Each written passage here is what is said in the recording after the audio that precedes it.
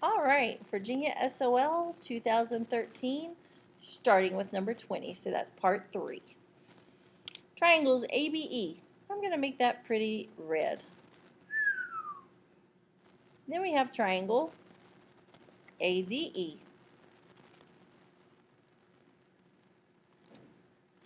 And then we have triangle CBE.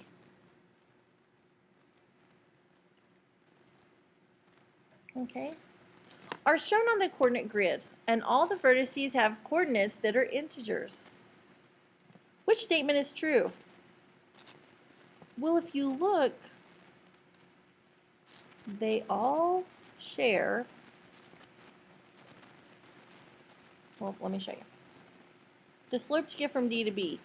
We're rising 1, 2, 3, 4 over 2. So slope of dB is rise 4, negative 2, which is negative 2. Now let's check out slope AC. It's going to be rise 1, 2, 3, 4, 1, 2, 3, 4, 5, 6, 7, 8. Rise 4 over 8, which reduces to 1/2. Notice that these are reciprocals, so we have 4 congruent angles right here. We also have this leg that's shared, and this leg is the same as this leg. The slope is exactly the same. Rise 2, run 1. Rise 2, run 1. All right. This leg, they're shared, and to get from the beginning to end, we're rising 2, 1, 2, 3, 4. 1, 2, 1, 2, 3, 4. So that's congruent. So we can say by side angle side, all 3 of these triangles are all congruent. Okay, number 21. Oh, and you wouldn't have this on there. This is a drag and drop question. All right, we have the lengths of 2 sides of a triangle are 24 and 43. What is the range of the possible lengths in inches for the third side x of this triangle? Well, we're going to do big minus small and big plus small. And it's less than the third side. So your big one is 43, so we're going to do 43 minus 24 and 43 plus 24. So this is 19, and this is 67. So it's going to be between 19 and 67. It will never be 19, and it'll never be 67, but it will be between there. Number 22. Which of the following sets of lengths can represent the measures of the sides of a right triangle? For a right triangle, not just any triangle, but a right triangle, we're going to do Pythagorean theorem. A squared plus b squared equals c squared. So we have 4 squared plus 5 squared equals 6 squared. 16 plus 25 equals 36. 41 equals 36? No. So that's not right. So let's move to B. 5 squared plus 12 squared equals 15 squared.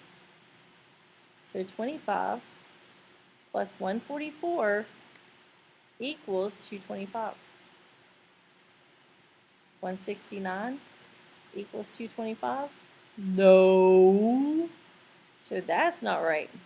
Okay, let's move to 3.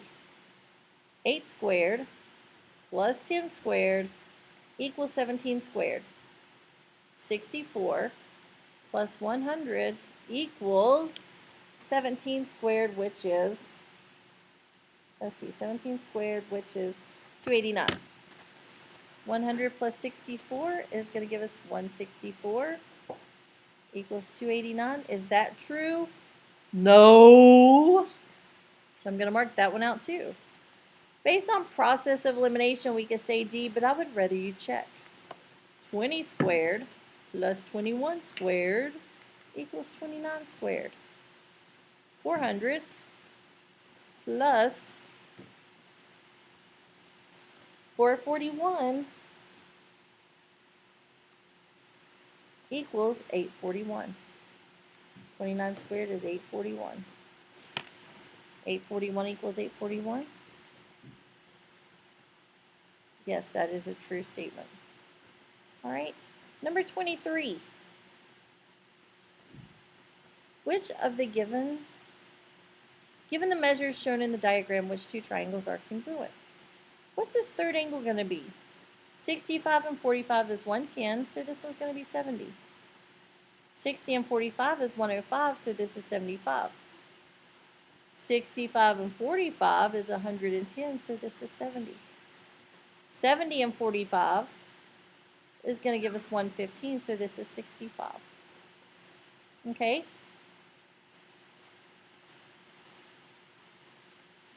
All right. So 65 and 70, you have 10 between 65 and 70 right here. And you have 10 between 65 and 70 here. 10 here is between 45 and 65. 10 here is between 65 and 75. So Q is congruent to S. All right, so it should say 8. Oh, these questions, and they love to do this to us nowadays. Part of a marching band formed a triangle, so I'm just going to go ahead and draw a triangle. Made with trumpet players on one side, so I can put a T for trumpet, clarinet on one side, and flute on the other. At least they give us 3 different starting letters. The angle formed by the trumpet and the flute players measured 45 degrees. So trumpet and flute is 45 degrees. The angle formed by the flute and clarinet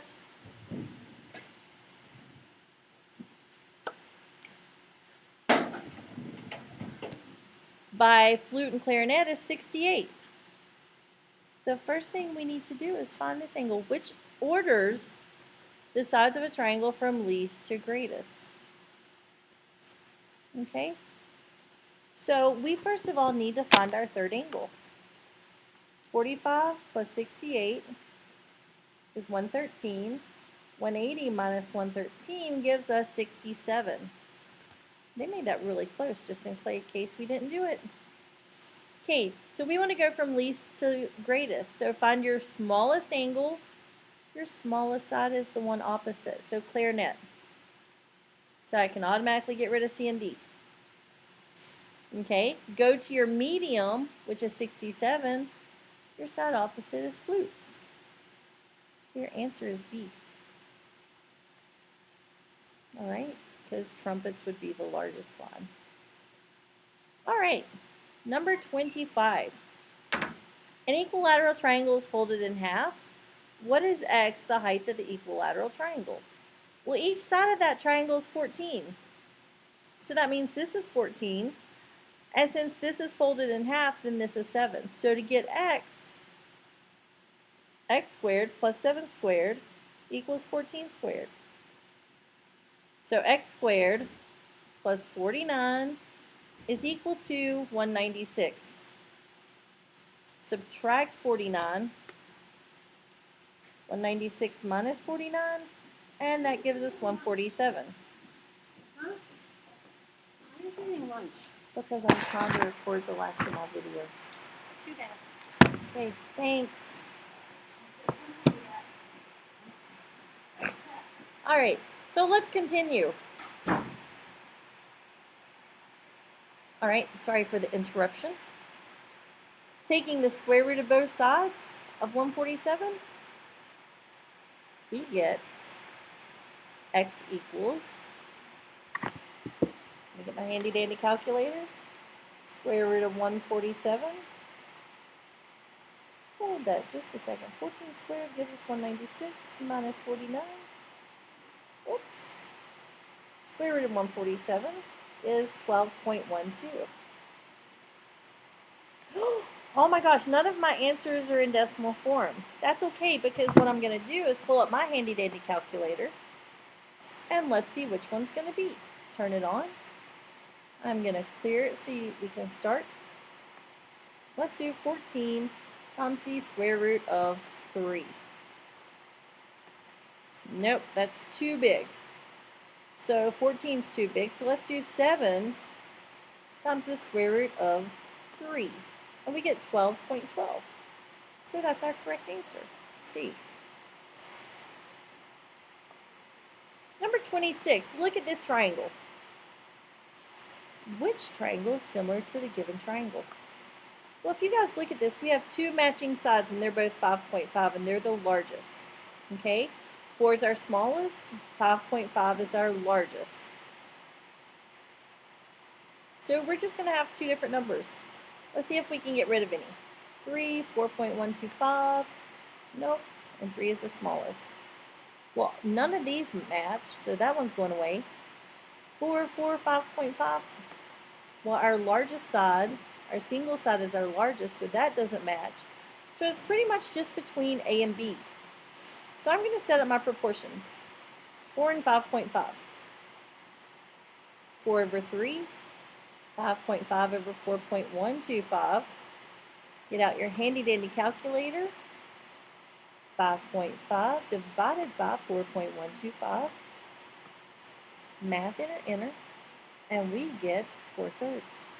So our answer is going to be A. All right, number 27. Figure ABCD with diagonal AC.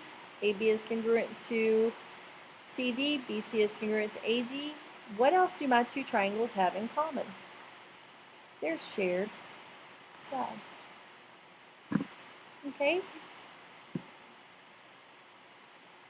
All right, so filling out our little table down here, I'm pretty sure it's already filled out for us.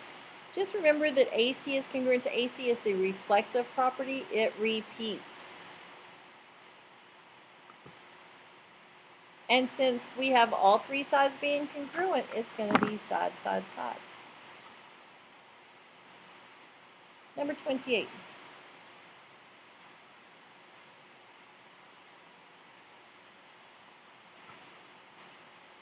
A spectator is viewing the 6 cars of a roller coaster as it travels down a hill at an amusement park. Okay, so we're going to use trigonometry to do this. Our hypotenuse is the cars. Our adjacent is the height of the roller coaster. And our opposite is 20. So we need the closest, we need our x, which is the hypotenuse, and we have O. H and O is sine. So sine 38 equals 20 over x.